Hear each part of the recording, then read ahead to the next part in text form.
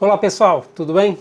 Vamos com mais um vídeo, vamos começar uma série sobre Dante Alighieri, né? Então esse é o primeiro vídeo da série que tem como objetivo preparar o leitor para conhecer um pouco do poeta Dante Alighieri e, enfim, todo o contexto histórico da época, né, em que ele viveu, ajudando aqueles que têm interesse em conhecer a obra desse poeta, né, esse poeta genial, e que ajude também na leitura, né?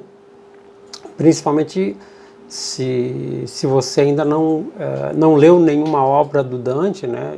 Principalmente a Divina Comédia, a mais conhecida. Então essa série ela tem esse intuito de convidar a conhecer e a ler Dante, né? E ajudar a ter uma melhor compreensão, né? Da obra, do contexto histórico. Então, além das pesquisas biográficas, né, do auxílio das aulas do professor, que também é economista, escritor e crítico literário, o José Munir Nasser, que infelizmente faleceu, né, em 2013, então com a ajuda das aulas dele, pesquisas também, eu busquei também algumas informações num canal do YouTube chamado Três Vias, né, Estudos Clássicos, né? Inclusive eu aproveito para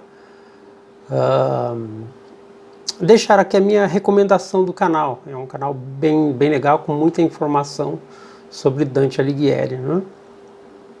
Bom, a série ela seguirá também com vídeos sobre alguns pontos da vida e da obra de Dante através de outros escritores, como o Jorge Luiz Borges, né, através dos ensaios de Borges sobre Dante, e também uma obra específica do René Guénon. Tá? Bom, antes eu quero deixar a seguinte observação. Né? Estamos falando de um autor que viveu aí no auge da Idade Média, por volta de 700 anos atrás. Então, sendo assim, muitos dados biográficos são imprecisos, né? Geralmente há mais de uma ou várias versões, né? Há um contrassenso com relação às datas, locais e personagens. Então, como na época não havia, né, toda essa tecnologia que nós temos hoje, não existia print na época, né? Então não podemos afirmar tudo com 100% de certeza, né? Isso sem contar muitos pontos que dão margem para inúmeras interpretações, né? E no caso do Dante, né, vemos a vida se misturando com a obra, né? Então, vamos lá. Durante Alighiero degli Alighieri, né? Mais conhecido como Dante Alighieri. Então, Durante é o primeiro nome dele e Dante é a abreviação de Durante. Ele nasceu em Florença em 1265, entre 21 de maio e 20 de junho. Não se sabe o dia exato, apenas que ele nasceu sob o signo de Gêmeos, como ele mesmo declara em sua obra. Dante veio de uma família de baixa nobreza, né? Então ele era filho de Alighiero de Bellintione e de Bella de Alighieri, né? Em 1274, Dante encontrou-se pela primeira vez com aquela que se tornaria sua musa, né? Beatrice del Folco, né? Del Folco Portinari. Ela tinha apenas 8 anos de idade e ele 9. Há outras fontes que apontam que Beatriz tinha 9 e Dante 12 anos, ou que ambos tinham 9 anos. Tá? Seja como for, os dois eram crianças quando eles se encontraram pela primeira vez. Né? Se eu não me engano, foi numa festa que a família de Beatriz, né, os Portinari, deram uma comemoração e convidaram aí a família dos Alighieri. Tá? E o número 9 acaba tendo um significado especial, né, para Dante. Isso nós vamos ver lá na frente. Bom, esse encontro, né, de Dante, né, com a Beatriz, a primeira vez que ele a viu, marcou ele definitivamente por toda a vida, né? Tamanha a impressão que ele teve da Beatriz, né? Só que nós estamos falando de um encontro de duas crianças. Como é que é isso, né? Parece um exagero um garotinho de 9 anos ser fulminado por uma paixão como essa, né? Então, alguns estudiosos também questionam isso, tá? Alguns estudiosos apontam, por exemplo, que Dante se encontrou com Beatrice apenas três únicas vezes durante a vida, né? A segunda vez foi quando ela estava com 18 anos e que ela teria negado uma saudação a Dante por ciúmes, né? Supostamente por ciúmes, porque ele se engraçou com outra mocinha para que seu amor secreto por Beatrice não fosse descoberto. A terceira e última vez foi quando Beatrice se casa com o banqueiro Simone dei Bardi. Tá? Esse também é um outro ponto controverso, uma vez que há biógrafos que apontam que eles se encontraram outras vezes, né?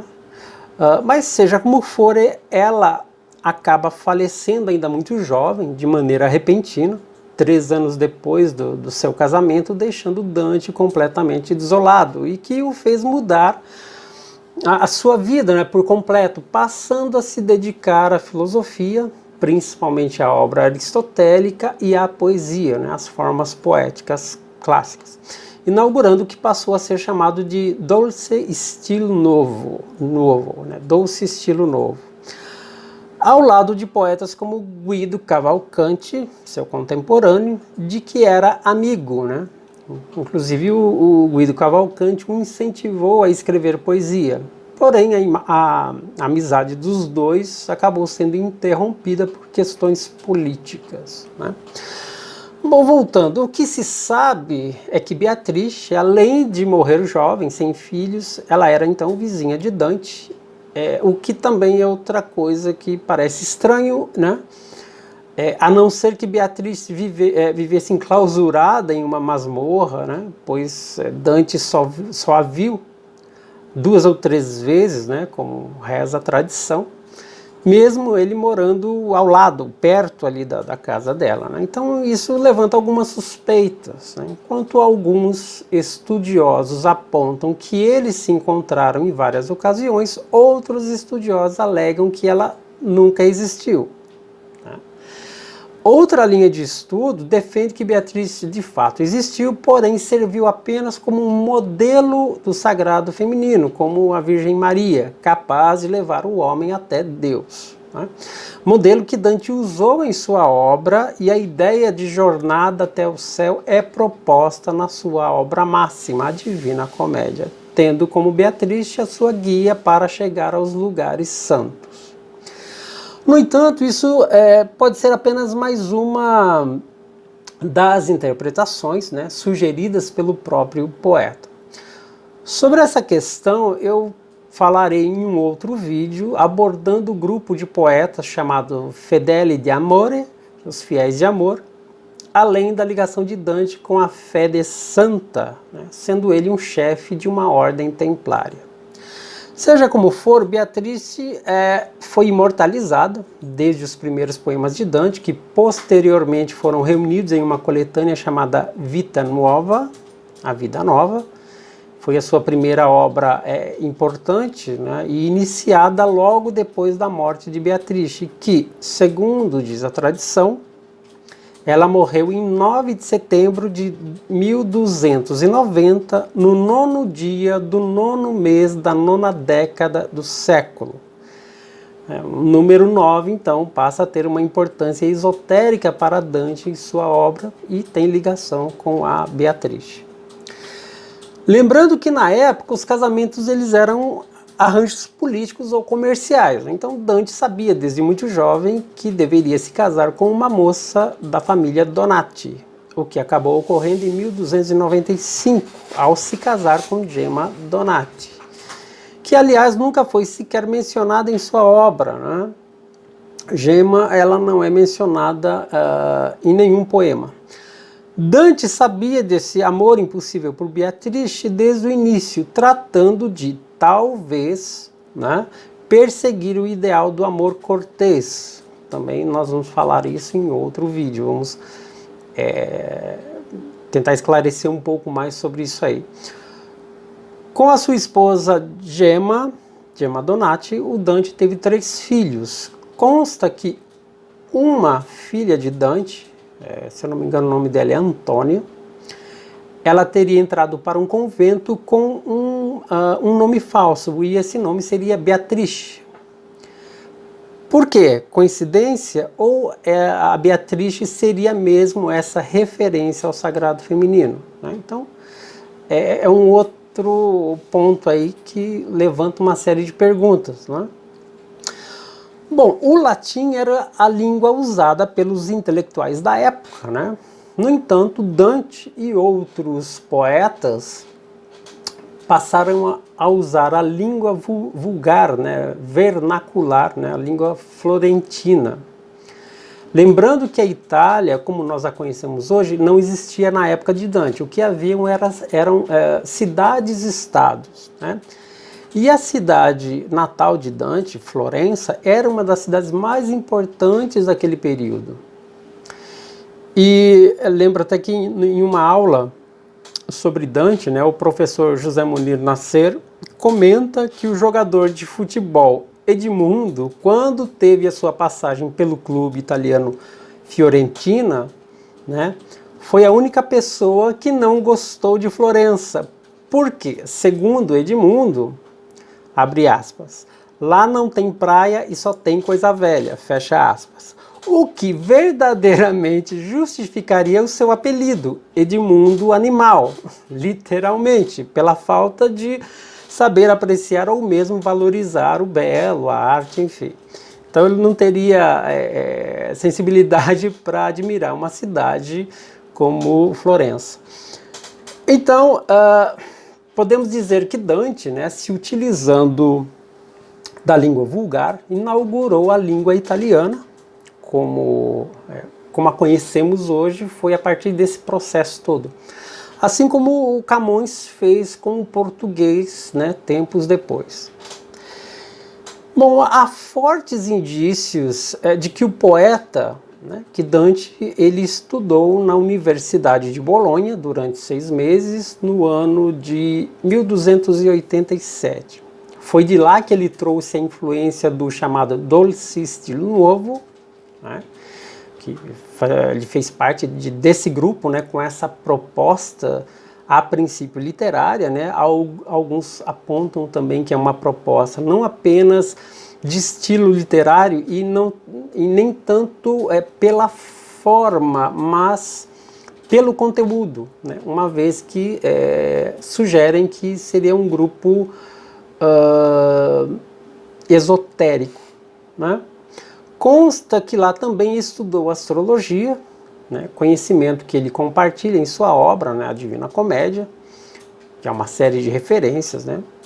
Aliás, o nome original da sua obra mais famosa era somente Comédia, segundo o conceito aristotélico, né, que resumidamente é o seguinte: comédia é uma história que começa mal e termina bem, né, ao contrário de tragédia. Mas foi um outro poeta e escritor italiano, contemporâneo de Dante, né, que foi o primeiro, inclusive foi o primeiro biógrafo de Dante, que usou pela primeira vez o adjetivo divina. Então trata-se de Giovanni Boccaccio, autor de Decameron, também outro poeta importante, né, da época. E então, quando Dante morreu, né, Giovanni Boccaccio era apenas uma criança que tinha por volta aí de 8 anos de idade, né, e assim que ele ficou velho, né, que se aprofundou, né, teve conhecimento, se aprofundou nas obras de Dante, o Boccaccio passou a ler textos da comédia nos lugares públicos, né, fazer aí leituras de trechos da obra de Dante. E quando alguém perguntava do que se tratava, ele dizia, abre aspas, é a Divina Comédia do mestre Dante Alighieri, fecha aspas. Então era mais ou menos assim que acontecia. Né? O Giovanni Boccaccio foi um grande divulgador da obra de Dante Alighieri. Então foi a partir daí, por causa do Boccaccio, né, que a obra de Dante hoje é conhecida mundialmente como Divina Comédia. Bom, o Dante ele ficou famoso desde cedo, né? Como ele vinha de uma família de baixa nobreza, ele teve os seus estudos garantidos. Né? Então, nós já entendemos que na época de Dante, as regiões da Itália, né, de onde hoje é chamado de Itália, estavam divididas entre dois poderes. Tá? Então, havia o poder sacro, do Império Romano, né? Então, esse era um dos poderes que era muito forte na época, e por outro lado, em contrapartida, tinha o poder papal. Então, de um lado o império, de outro lado o papa e a igreja. Tá? E as regiões ao norte estavam mais alinhadas com o imperador, e as regiões centrais, incluindo Roma, estavam apoiando o papa. Né? Bom, Dante foi um político, né? Então vamos falar um pouquinho sobre essa questão política do Dante, né? Bom, a Florença, como eu disse, né, Florença era, naquela época, uma das cidades mais importantes da Europa. Ela era uma cidade riquíssima, né, tanto financeiramente como intelectualmente. Né? E Florença ela era governada pelos gibelinos, que eram um partido que representava a alta nobreza e o poder imperial. Né?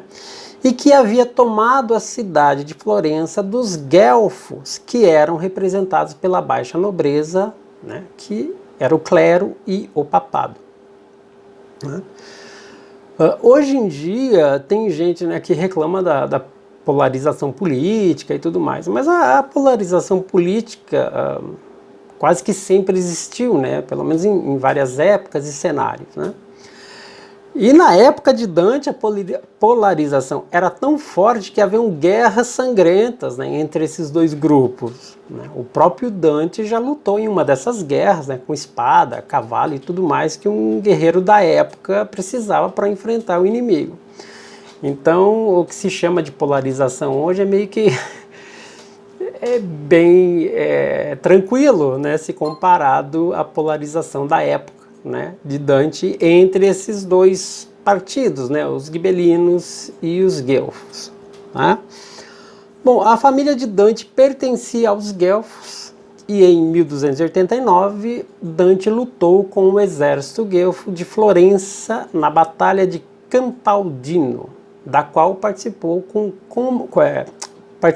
combatente, né, a cavalo, né, resultando na vitória dos florentinos sobre o exército dos gibelinos, né, de Pisa e de Arezzo. Então eles recuperaram assim a hegemonia sobre a cidade de Florença. Né? Bom, Dante ele disputou as eleições de Florença em 1296, chegando ao posto de presidente do conselho da cidade. Né? O partido dos guelfos também acabou se dividindo em duas facções. Então, além da polarização entre gibelinos e guelfos, dentro dos guelfos surgiu uma polarização também, em determinado momento, em duas facções, né? Por causa de conflitos das famílias, né? Surgindo assim os guelfos brancos, por um lado, e os guelfos negros do outro. Os guelfos brancos eles eram mais moderados e respeitavam o papado, mas não queriam a interferência do papado na política da cidade. Eles eram a favor do papa, mas assim, questionavam, né, certos limites de poder, né, até onde o papa poderia mandar. Já os guelfos negros eles eram mais radicais e eles apoiavam o papa contra o imperador. Né?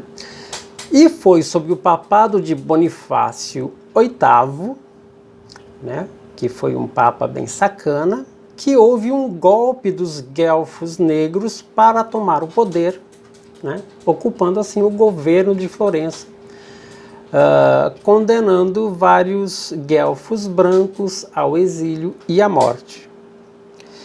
E nesse período, em 1300, Dante já havia entrado para o conselho do estado de Florença e foi viajar em uma missão diplomática para Roma, um ano depois, justamente para conversar com o Bonifácio VIII, né, com o Papa, tentando aí uma via diplomática, né, tentando ver um acordo aí entre as duas facções.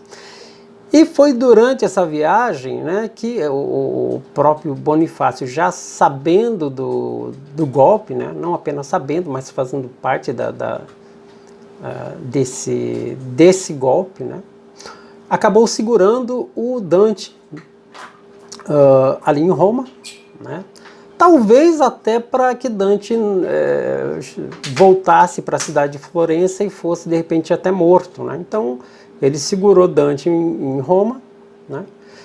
E enquanto isso o bicho estava pegando lá em Florença. Os guelfos negros tomaram, né, Florença, mataram muitos guelfos brancos, exilaram outros e assim por diante.